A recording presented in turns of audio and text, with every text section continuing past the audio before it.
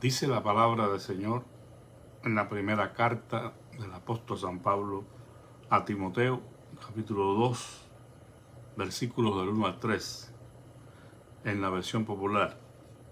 Ante todo, recomiendo que se hagan peticiones, oraciones, súplicas y acciones de gracias a Dios por toda la humanidad. Se debe orar por los que gobiernan y por todas las autoridades, para que podamos gozar de una vida tranquila y pacífica con toda piedad y dignidad. Esto es bueno y agrada a Dios nuestro Salvador, pues Él quiere que todos se salven y lleguen a conocer la verdad, porque hay más que un Dios. Porque no hay más que un Dios y un solo hombre que sea el mediador entre Dios y los hombres, Cristo Jesús. Porque Él se entregó a la muerte como rescate por la salvación de todos. La palabra de Dios sea bendecida en cada uno de nuestros corazones. Muy buenos días. En esta mañana solamente quiero hacer un llamado, una pequeña reflexión para que nos unamos todos en oración. Precisamente ese es el título de nuestro devocional: Oraciones Unidas. ¿Ha usted escuchado muchísimas veces que la oración tiene poder? Bueno, se entiende el contexto de la frase, pero me gusta más decir que el Dios que escucha la oración tiene poder. En definitiva, la oración es un medio de gracia que Dios nos ha dejado para que a través de ella nos acerquemos a Él, buscando su refugio, buscando su consuelo, buscando su gracia. Pero la oración debe trascender más allá de nosotros mismos. Muchas de nuestras oraciones son puras situaciones personales. Pedimos por nosotros y por nuestras situaciones, por nuestros problemas o por lo que sea, pero todo relacionado a nuestro mundo. Sin embargo, las oraciones que hacemos debemos hacerlas por aquellos incluso que no conocemos. Dice aquí en la Biblia, en esta porción, que debemos orar, hacer peticiones, oraciones, súplicas y acciones de gracia por toda la humanidad. En la versión del 60 dice por todos los hombres. Es decir, que nuestras oraciones deben trascender nuestro propio mundo personal. Tenemos que pensar en todos los seres humanos en todo el mundo. Y pudiera parecer eso algo exagerado, pero no conocemos el poder que Dios puede hacer fluir de Él mismo, los beneficios que pueden alcanzar todas aquellas personas por quienes oramos y que ni aún conocemos. La Biblia aquí añade a los gobernantes. Hay contextos en que lo único que humanamente hablando se puede hacer es odiar a los gobernantes, porque son tiranos, porque son gente que abusan de su pueblo, lo masacran, lo matan de hambre. Pero la Escritura nos dice que debemos orar por todos los gobernantes. No vamos a entrar en el detalle de Romanos 13, donde hay muchas diferencias de pensamiento, pero sin dudas la visión bíblica sobre esto es que debemos orar por ellos y debemos respetar a las autoridades siempre y cuando eso no implique la desobediencia a Dios. Y la oración que nosotros elevamos al Padre en unidad con el pensamiento bíblico y que otros que obedezcan este mandamiento hagan, no tiene límites lo que Dios puede hacer y lo que Dios hace a través de la respuesta a nuestras oraciones. Pero tenemos que pensar un poco más allá de nuestro propio mundo, de nuestra propia vida, de nuestra propia realidad personal, porque eso sería una evidencia de egoísmo profundo, de una vida centrada solamente en uno mismo. Y por eso es que muchas veces también vivimos una vida miserable. Dice la Escritura aquí que el resultado de hacer estas oraciones, súplicas y acciones de gracias por todos los hombres y por los que están en eminencia, en el poder, esto es bueno y agrada a Dios y nos trae como resultado vivir una vida de paz. Es decir, que no quede de nuestra parte que un buen gobierno no pueda ser traído a nuestras naciones. Si después de todo sabemos que hay corrupción, sabemos que hay engaño, no podemos por eso dejar de orar a Dios para que Él ponga a las personas adecuadas en el gobierno. Porque aún muchas veces estas personas que no son las ideales, Dios permite que vengan al gobierno precisamente por el desvío que existe en el mundo, casi en todas las naciones, en un mayor grado que en otro, de la palabra de Dios. Pero oremos intensamente los unos por los otros y por todos para que podamos tener la aprobación de Dios. Se cuenta de un hombre, un sencillo hombre labrador que tenía a su esposa muy enferma. Ya no se contaba con la vida de su esposa y este hombre se acercó a un sacerdote, a un pastor, un ministro de la religión y le pidió que hiciera oraciones para que su esposa pudiera sanar. Entonces el hombre de Dios comenzó a rezar, a orar, pidiendo a Dios por la salud de todos los enfermos. Esto llamó la atención del labrador. ¿Por qué? Porque él le había pedido que orara por su esposa. Y el sacerdote comenzó a orar por todos los enfermos. Entonces lo paró y le dijo: un momento, yo le pedí a usted que orara por mi esposa enferma y usted lo está haciendo por todos los enfermos. Entonces el sacerdote le contestó: estoy rezando por ella. Pero está pidiendo por todos, le replicó el labrador. Y eso me preocupa porque puede terminar beneficiando también a mi vecino que está enfermo y que yo no lo estimo para nada. Entonces el hombre de Dios lo mira y le dice: usted no entiende nada sobre Dios. Al pedir por todos los enfermos, me uno a millones de cadenas de oraciones hechas por personas que también oran por sus enfermos. Sumadas todas estas voces que llegan hasta Dios, todos son beneficiados. Divididas pierden su fuerza y no llegarán a ninguna parte. Bueno, es una historia, no sé si es algo real o no, pero la enseñanza es definitivamente clara.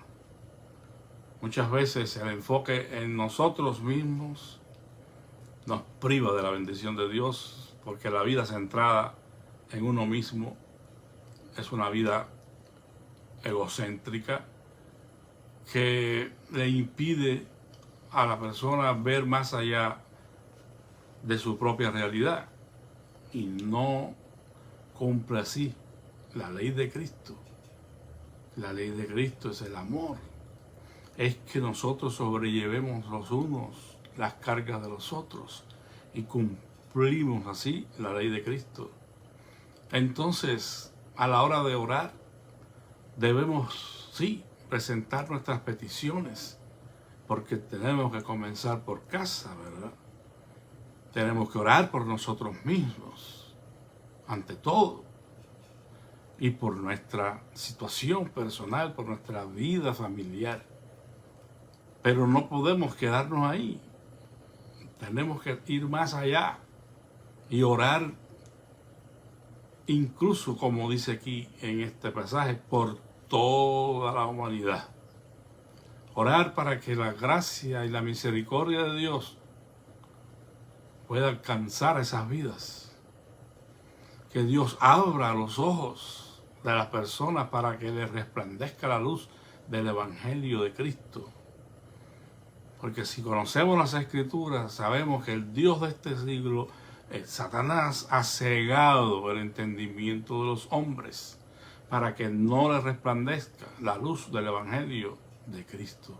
Pues nuestra responsabilidad ante Dios y por el mundo es orar por ellos, es interceder por ellos, para que la gracia y la misericordia de Dios que nos alcanzó a nosotros, le alcance también a ellos.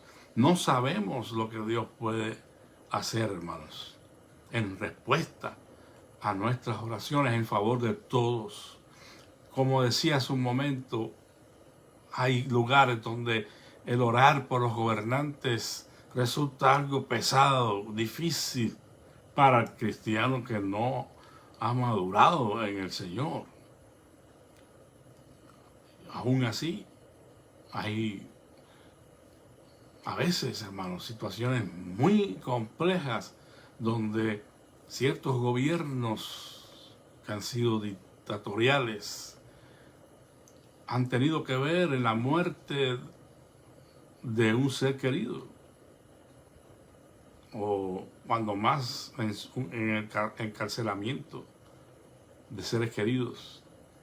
Y cuando leemos aquí en la Escritura que tenemos que orar por los que se gobiernan, bueno, se nos hace un nudo a la garganta. ¿Cómo voy a pedir a Dios por semejante gente? Quizás haga como alguien dijo, ¿verdad?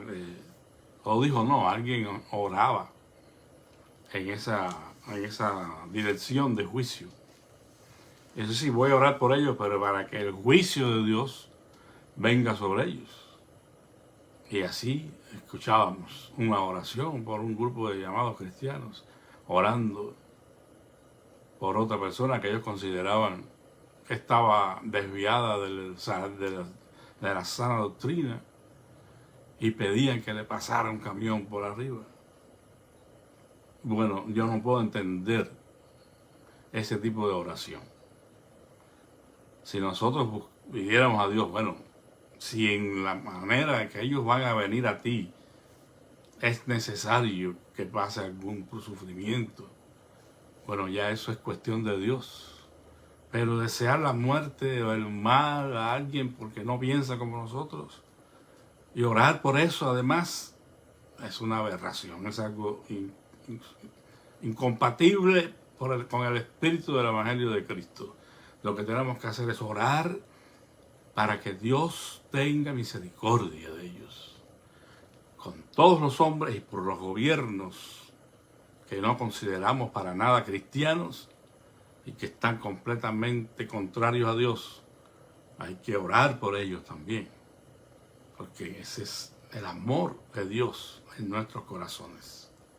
La persona esta de la fábula no entendía el por qué el sacerdote tenía que orar por todos los enfermos cuando él le pidió que orara por su esposa enferma.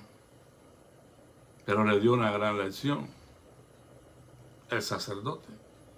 Cuando yo estoy orando por todos los enfermos, ahí está incluida su esposa. Y si Dios quiere tener misericordia de otros, además de su esposa, ¿por qué no orar por ellos? Tenemos que orar, hermanos, y hacerlo sin desmayar. Si se da cuenta, aquí el escritor menciona peticiones, pero también oraciones, por lo que una sola petición o peticiones no hacen una oración necesariamente. Tenemos que tener presente las súplicas. Una súplica es algo más intenso, es una manera de pedir más intensa, quizás menos arrogante. Hay oraciones que parecen algo raro, porque la pretensión del que ora deja mucho que desear. Como aquel hombre fariseo que oraba en el templo y se daba golpes en el pecho porque él era alguien que cumplía con toda la ley. Un orgullo y unas pretensiones tremendas, tanto que se comparó con el publicano. Ni siquiera soy como el otro hombre que estaba orando y que no podía levantar la cabeza del suelo, diciendo: ay de mí, que soy hombre pecador. Pues el publicano, dice el Señor Jesús en la parábola, descendió primero justificado que el otro. Porque esas oraciones que nada muestra de que el que las hace necesite de algo más que de adulación, no llegan a la presencia de Dios. Pero la súplica, la confesión, a través de la oración podemos arrepentirnos. El arrepentimiento es algo que está fuera de moda. Y es curioso que no estoy haciendo comentarios sobre este asunto porque quiero dejar pasar los días a ver. Pero definitivamente esto que está pasando en la Universidad de Hasbro, en Kentucky, pues nos deja pensando, ¿verdad? Cómo es que todo fue resultado de una enseñanza, una prédica acerca del arrepentimiento, el perdón de pecados. Un tema que ha sido olvidado de los púlpitos de hoy, pero que sin embargo fue el mensaje número uno en la boca del mismo Señor Jesucristo. Cuando comenzó su ministerio: arrepentidos y creed en el Evangelio. Y Juan el Bautista, que fue el precursor, también predicó el arrepentimiento para perdón de pecados y bautizaba. Hoy el arrepentimiento, el perdón, la necesidad de vivir para la gloria de Dios, incluyendo la doctrina de bautismos, se le resta mucha importancia a veces en algunos círculos. Esos son temas olvidados. Pero miren cómo es que, a consecuencia de esa prédica, este grupo de jóvenes que tenían clases incluso, dejaron de asistir para quedarse allí, buscando de Dios su perdón. Y según dicen, hasta el día de hoy, ya llevan varios días, donde hay una afluencia de personas, incluso de diferentes partes de los Estados Unidos, que están yendo para entrar allí. Bueno, por eso digo, yo prefiero dejar pasar algunos días para hablar con más precisión sobre el asunto, pero como quiera ya es una señal de que es necesario que prediquemos sobre el asunto del arrepentimiento, el perdón de pecados, y que oremos. La reunión era de oración. Pretendía durar una hora y media o 2 horas nada más. Sin embargo, se ha prolongado hasta ahora porque la presencia de Dios ha descendido sobre el lugar. Pero mire, hermanos, Dios tiene alguna manera de dejarnos saber lo que Él está esperando. Quizás no sea viajar a Habsburg. No, el avivamiento está latente para nosotros aquí y donde quiera que estemos. Se trata de un cambio de actitudes. Se trata de buscar con honestidad, con sinceridad, la gracia de Dios que nos perdona, que nos transforma. Y las oraciones que solamente giran alrededor de uno mismo, pues no creo que tengan el impacto y el poder que puedan tener las oraciones unidas, que fue la enseñanza que trató de darle este sacerdote a este labrador. Le dijo al final, estas oraciones divididas pierden su fuerza y no llegan a ninguna parte. Vivamos un tanto desenfocados de nosotros mismos. Definitivamente todo comienza por el amor a uno mismo, el cuidado de uno mismo, porque quien no se ama a sí mismo y cuida de sí mismo no puede amar ni cuidar a nadie más. Es el punto de partida, pero no nos quedemos en esas oraciones que no pasan de ser peticiones personales. Oremos intensamente por aquellos que están lejos, que no conocemos y que necesitan de Dios, porque hay una promesa aquí: el que hace esto vivirá una vida quieta y reposada en paz. Se puede estar cayendo el mundo alrededor nuestro, como en efecto está sucediendo, pero el verdadero creyente que ora está en paz. Así que les animo en esta mañana a que sigamos orando. Gracias al Señor, pues aunque es un culto no concurrido, entre otras razones porque está entre semana y hay personas que trabajan, el culto de oración en nuestra iglesia está siendo de bendición. Y agradecemos al Señor, a la hermana Carla Padilla, que está al frente de este ministerio, que cada miércoles estamos allí, al menos 4 personas. Y damos gracias a Dios por eso. Porque aunque sean 2, aunque sea 1, Dios escucha la oración que se hace a Él con fe, con profundo conocimiento de la necesidad que tenemos de Él. Así que en esta mañana les invito a que nos unamos en oración en favor de las víctimas del terremoto en Turquía y Siria. También creo que en Guatemala hubo algún desastre. Y no faltan, hermanos, no faltan este tipo de emergencias, situaciones que pasan en el mundo entero. Por el ministerio de la iglesia en general, de la iglesia nuestra, del Nazareno como denominación, la iglesia de Sur Flores, por las asambleas que se van a estar llevando a cabo en estos días y la asamblea de distrito. Por el señor Manuel, olvidé el apellido, por su amigo de nuestro hermano Félix Menchaca, que está muy necesitado y necesita que Dios se revele a su corazón.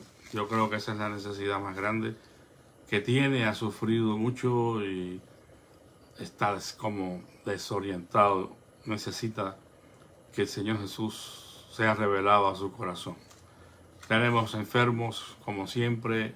Oramos por Carlos Menchaca, el hermano de nuestro hermano Félix, por el señor César, una persona que está en México y tiene unos tumores en la cabeza. Lo operaron de uno, pero creo que tiene otro y no hay muy buenas expectativas desde ese punto de vista, pero Dios tiene poder y si algo queremos es que César conozca a Jesucristo como su Señor y Salvador.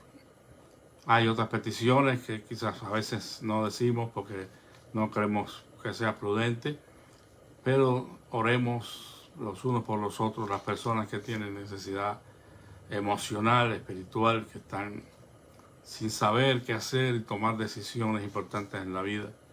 Oremos por estas personas. Oremos por nuestra hermana Isaura, hija de nuestra hermana Catalina Quintanar. Ella necesita mucho de nuestras oraciones junto a sus dos pequeños. Y oremos también por Fabián, el hijo de nuestra hermana Abigail Quintero, que va a ser sometido a una operación ahora en el mes de marzo, creo que es, y pues es algo relativo a su incapacidad para respirar y todo eso. Oremos para que todo salga bien con la operación de Fabián. Te damos gracias, amantísimo Padre, en esta mañana por el privilegio de estar en tu presencia y por saber, Señor, que nuestras oraciones tienen alcance.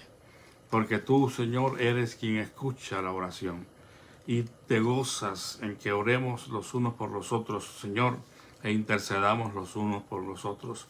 En esta mañana pedimos una vez más que tu misericordia siga manifestándose hacia las víctimas de este fatal terremoto, Señor, en los países de Turquía y Siria. Te suplicamos, Padre, que tú, en medio de toda esta tragedia, puedas hacer milagros y maravillas, permitiendo el rescate de personas vivas.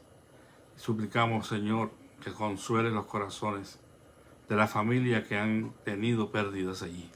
Son miles, Padre, y lo decimos así, no estamos en medio de la situación, pero pensamos que debe ser algo terrible. Y suplicamos, Señor, que tú te compadezcas de estas personas. Permite que la ayuda llegue o siga llegando sin ninguna dificultad, Señor. Te rogamos también por el desastre que hay en Guatemala, por las personas afectadas, que tú suplas para ellos sus necesidades, sobre todo espirituales y emocionales, Señor. Padre Santo, ponemos en tus manos el ministerio de la Iglesia Universal, todos aquellos que realmente se esfuerzan por la predicación de un evangelio sano, el evangelio de nuestro Señor Jesucristo, y que usan sus fuerzas y recursos para asistir en todas las necesidades. Te pedimos que tú, Señor, sigas llevando adelante el ministerio de tu iglesia. Pedimos por nuestra denominación, Señor, que tú tengas misericordia y no permitas que seamos influenciados de esta manera, Señor, en que penetren en nuestras iglesias estas doctrinas heréticas, Señor, que tanto están presentes en el día de hoy. Rogamos que tú mantengas a la iglesia de Nazareno lejos, y lo que ha entrado, Señor, sácalo. Dios mío, llévanos a un verdadero despertar espiritual, como aparentemente está sucediendo en esta universidad, Señor, de Ashburn. Rogamos en el nombre de Jesús que te glorifiques en nuestras iglesias. Te pedimos por la iglesia local de Sur Flores, Señor, que tú bendigas nuestro ministerio. Mire la reunión del domingo donde vamos a elegir a los nuevos líderes. Rogamos tu dirección, Señor, que no esté la mano del hombre allí, sino que cada quien pueda ser inspirado o guiado por tu Espíritu Santo para tomar la decisión correcta en cuanto a los líderes. Bendice este tiempo en todas las iglesias que tengan lugar en este fin de año eclesiástico. Así pedimos por la asamblea de distrito, el nuevo superintendente que ha de ser elegido. Igualmente pedimos que seas tú a través de tu espíritu y no por la manipulación humana, Señor.